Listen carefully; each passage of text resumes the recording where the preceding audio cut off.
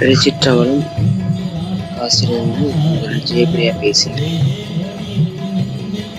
நம் சேனலை அனைவரும் தொடர்ந்து பாருங்கள்.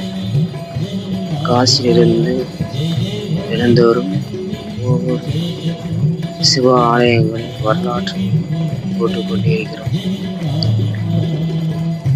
காசிக்கு வர முடியாத மக்கள் வீட்டிலிருந்தவாறே தரிசனம் செய்து அந்த பலனை பெறுவதற்காகவே இந்த முயற்சி.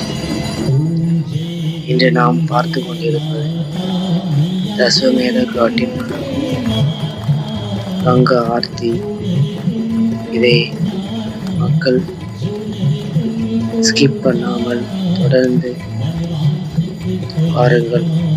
அப்பொழுதுதான் நீங்களும் காசில் இருந்து இந்த காட்சியை பார்த்ததுக்கு சமமாக தோன்றும்.